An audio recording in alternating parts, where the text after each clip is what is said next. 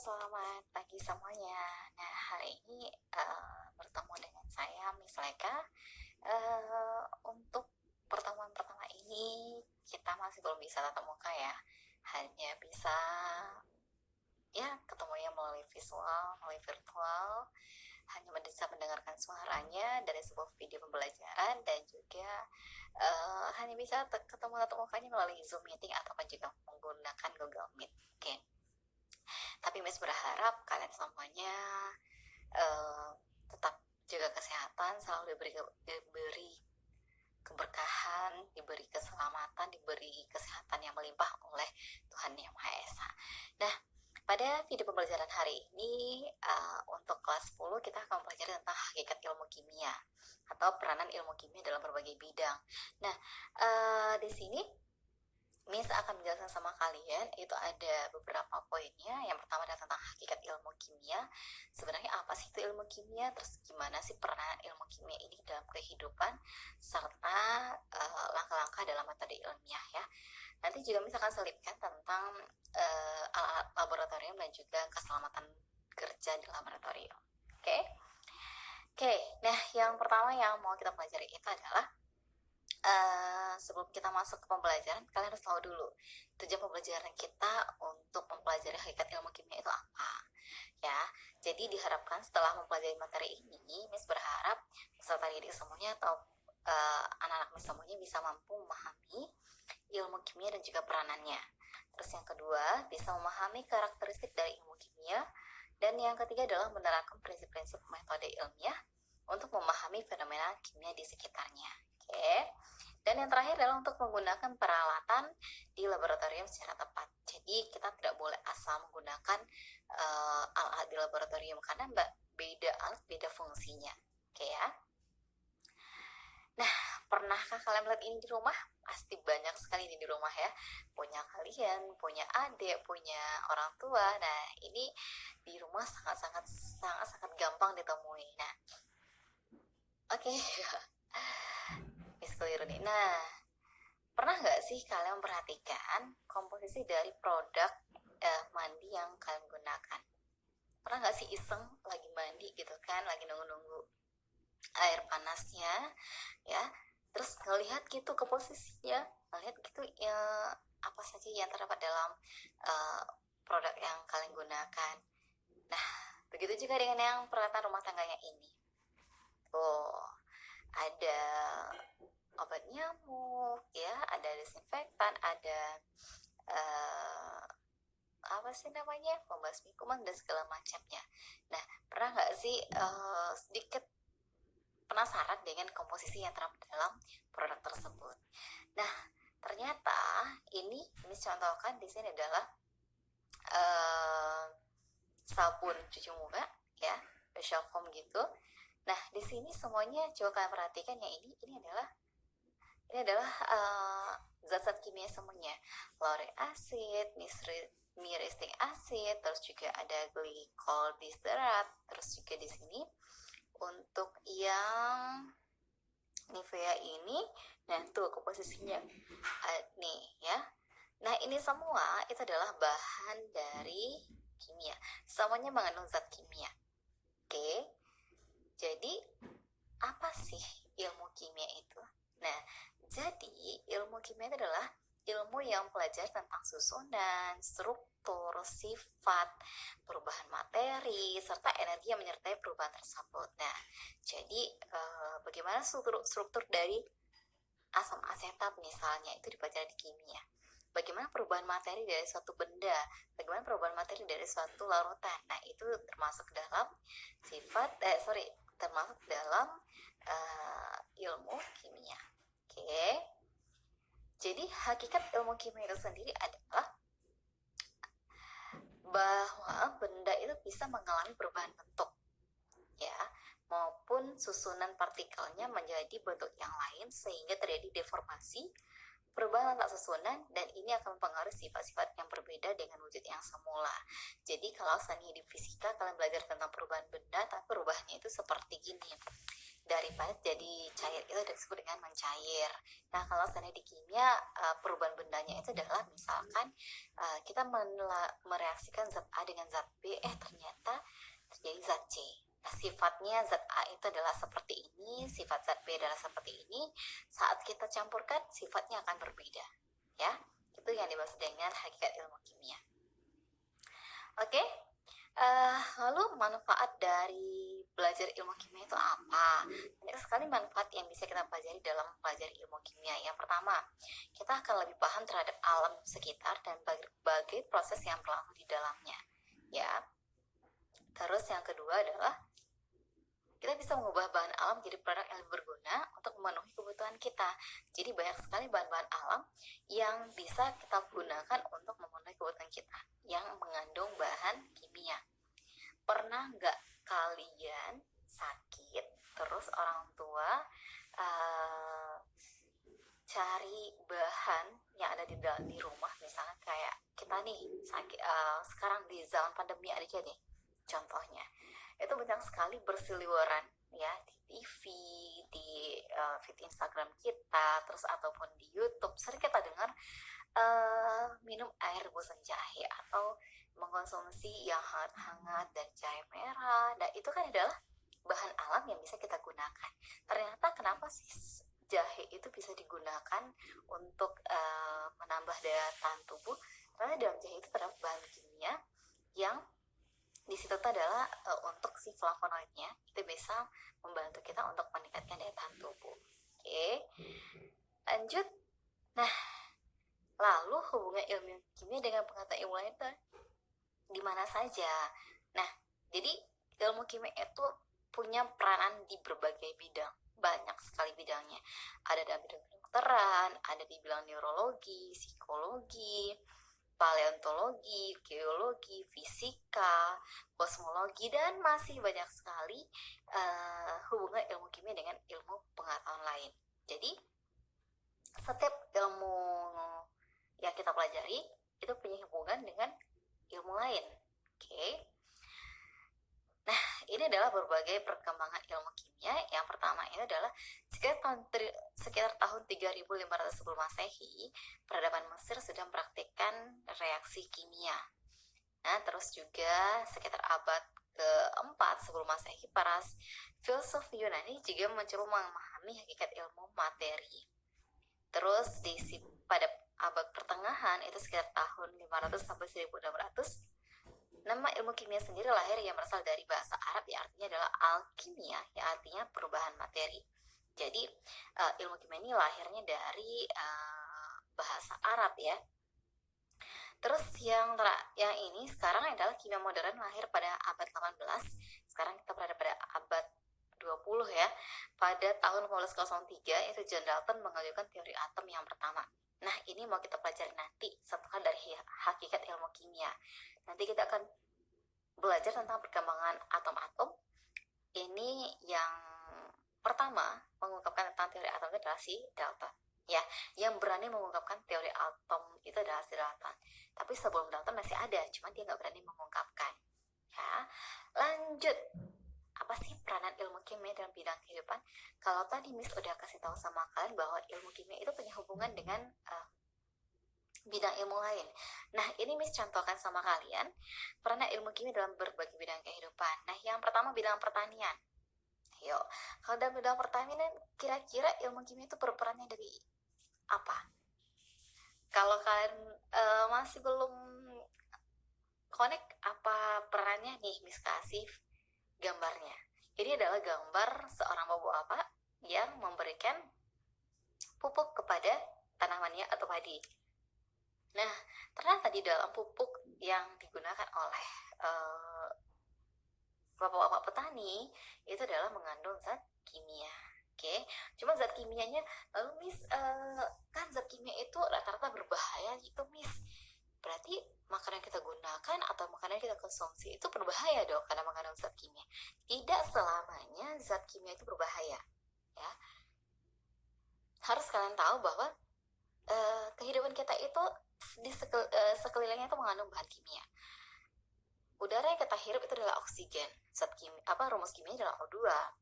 Air ketawus konsumsi itu mengandung H2O ya. Terus juga kita minum minuman manis itu di dalamnya mengandung yang namanya glukosa atau sukrosa.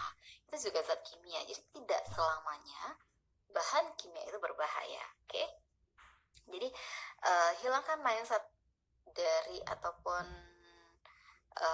pikiran kalian tentang bahwa semua zat kimia itu berbahaya. Itu tidak benar. Ada kok bahan kimia tidak berbahaya. Oke. Terus ini dari segi bidang kedokteran. Nah, ini ada contohnya di sini seorang dokter lagi memeriksa pasiennya. Nah, kalau dalam bidang kedokteran ataupun bidang farmasi itu peran ilmu kimianya adalah dalam obat-obatan. Terus juga yang ketiga itu dalam bidang geologi. Nah, jadi ilmu kimia itu berperan dalam menentukan atau menemukan mineral bumi atau juga membantu para ilmuwan di bidang geologi itu adalah dalam menganalisis kadar mineral yang ada pada bumi kita. Banyak sekali ya. Oke, ini bentuknya dalam bidang geologi. Terus yang kelima itu adalah dalam bidang industri. Nah, bidang industri ini sangat banyak. Kenapa Miss bilang sangat banyak? Rata-rata seperti yang Miss bikin tadi di produk mandi kita, terus pembersih kamar mandi, terus juga bersih lantai, ataupun juga obat nyamuk dan segala macamnya, itu adalah produk industri ya, yang kita gunakan yang mengandung bahan kimia. Nah, ini juga salah satu contohnya adalah tekstil, ini menggunakan bahan kimia. Terus ini adalah pipa, juga ada bahan kimia di dalamnya. Untuk membangun rumah kita pasti butuh ini, ada juga bahan kimianya. Dan juga cat yang kita gunakan nih kalau seandainya ada perubahan tahun baru, kalau seandainya orang muslim sih ya, orang Islam itu biasanya kalau mau lebaran itu ramai kali nih yang mau cat rumahnya ya dengan nuansa baru. Itu juga mengandung zat kimia. Nah, untuk penggunaan cat nih, kalian harus tahu dulu ya, kalau seandainya dalam menggunakan bahan kimia ada beberapa hal yang harus kalian perhatikan. Itu nanti kita pelajari selanjutnya ya.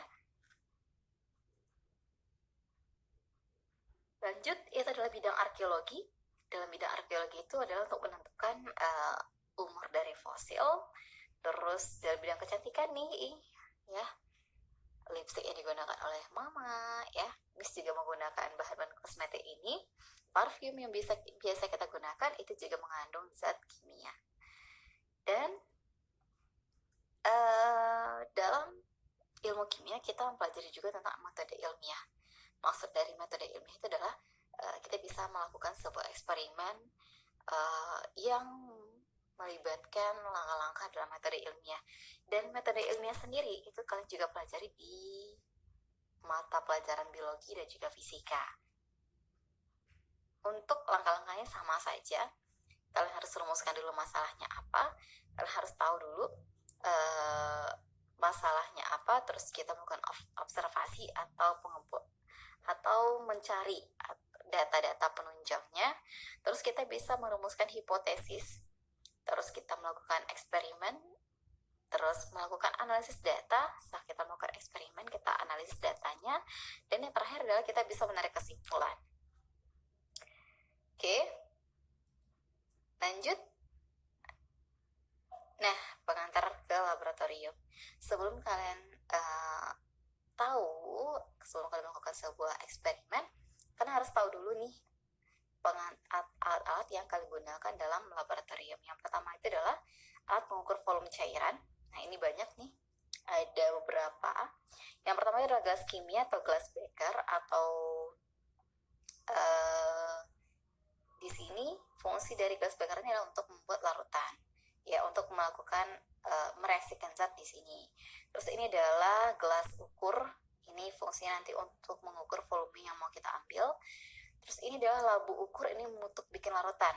Kalian bikin dulu di sini, baru nanti kita pindahkan ke labu ukur. Nah, ini di sini ada garis batasnya. Ini adalah untuk menentukan volumenya. Jadi laba ukur tuh ada beberapa ukuran, ada 50 mili, ada 100 mili, bahkan ada yang 1000 mili atau 1 liter ya. Jadi masing-masingnya punya pembatasnya di sini untuk menentukan volumenya ada sampai sini aja. Nggak boleh sampai penuh kali ya. Terus ini adalah pipet. Di sini adalah pipet volume ya. Terus di sini ada burette, ada lagi namanya pipet tetes. Nanti bentuknya lebih kecil. Nah, antara pipet volume dengan gelas ukur mana yang lebih akurat? Lebih akurat yang ini. Ya, lebih akurat yang ini. Oke, kalau untuk burette ini digunakan nanti adalah untuk melakukan titrasi. Kalau titrasi itu kita pelajarin di kelas 2. Oke. Untuk cara menggunakan alat ukur volume itu adalah mata kita harus sejajar dengan si larutannya. Nah, sebenarnya kalau untuk dia berbentuk seperti ini, si gelas kimianya nggak boleh kita angkat. Gelas kimianya harus kita letakkan di tempat yang datar, mata kita yang menyesuaikan ya. Jadi kita di sini harus menyesuaikan dengan si gelas kimianya atau si larutannya. Tapi kalau untuk pipet volume seperti ini, kalau yang seperti ini memang harus kita angkat, dan itu harus sejajar antara mata dengan batas volumenya. Baru bisa kita lihat, oh ternyata ukurannya segini ya. Gak boleh tuh kita pipet volumenya ataupun gelas ukurnya itu kita taruh di bawah, mata kita dari atas. Itu nggak boleh, karena nggak akan sama hasilnya nanti ya. Terus untuk alat pengukur massa dan juga alat pembakar, ini ada kasih contohnya. Ini ada neraca ya, ada neraca manual dan ada neraca elektronik. Di sini kalau yang ini itu tinggal kita taruh aja bahannya, udah langsung terbaca berapa massanya ya. Kalau ini kita harus menggunakannya secara manual dulu. Oke, untuk alat pembakar ada 2 di sini. Ini ada Bunsen, ini ada di laboratorium kita. Kalau ini adalah pembakar spiritus. Nah, di dalamnya itu ada bahan bakarnya adalah spiritus. Kalau ini menggunakan gas ya. Lanjut, untuk alat pengukur suhu itu banyak sekali, ada termometer. Untuk alat pengukur atau termometer sendiri ada namanya termometer raksa. Ada juga namanya termometer alkohol, tergantung penggunaannya saja. Nah, lanjut, untuk zat kimia berbahaya, kalian harus tahu nih lambang-lambang zat kimia berbahaya. Maksudnya gini, dalam melakukan percobaan di laboratorium, sebelum kalian melakukan percobaannya, kalian harus tahu dulu bahan apa yang kita gunakan dalam percobaan itu. Jangan asal melakukan percobaan saja. Kalian harus tahu kenapa, biar nanti saat terjadi jika seandainya kita dapat kemalangan, ada terjadi kecelakaan kerja di laboratorium, kita bisa langsung tahu penanganannya seperti apa ya. Jadi dari mana kita tahu bahannya? Kalian sebelum melakukan percobaan silahkan melakukan riset dulu menggunakan internet. Kalian searchinglah dulu bahan-bahan yang mau kalian gunakan dalam percobaan itu. Atau boleh juga kalian lihat di botol zat yang ada di laboratorium itu biasanya ada nanti lambangnya ya. Yang seperti ini nih, kayak tengkorak gini, ini adalah zat yang beracun. Jadi jangan sekali-kali kalian mencium baunya. Oke. Terus kalau yang ini tanda silang seperti ini adalah zat yang berbahaya. Lanjut, ini adalah zat yang mudah meledak. Jadi kalau ada kalian ketemu dengan zat yang punya simbol seperti ini, jangan coba-coba dekatkan dengan api. Oke. Ini adalah yang mudah terbakar. Terus yang ini adalah korosif. Nah, ini contohnya adalah bahan NaOH, dia akan korosif terhadap tangan. Penanganannya gimana? Kalian langsung cuci tangannya dengan air mengalir ya. Itu penanganan pertamanya. Kalau ini adalah pengoksidasi, lihat gambarnya hampir mirip ya. Kalau ini itu mudah terbakar, kalau ini pengoksidasi. Kalau ini uh, bisa bereaksi dengan udara terbuka. Jadi kalau kalian melakukan sebuah percobaan dan di dalam zat tersebut atau di botol tersebut terdapat lambang seperti ini, diharapkan jangan terlalu lama dibuka biar zatnya tidak gampang teroksidasi. Oke, mungkin itu saja untuk pertemuan kita hari ini tentang hakikat ilmu kimia. Masih banyak yang harus kalian pelajari. Jangan berpuas diri dengan menonton video pembelajaran ini saja, tapi galilah, baca juga yang ada di buku. Terus juga cari juga dari sumber bacaan lain, bisa menggunakan internet atau buku lain selain buku pegangan yang ada sama kalian. Oke? Hari ini Miss Cukup sampai di sini dulu. Sampai ketemu di video pembelajaran selanjutnya. Kita akan masuk ke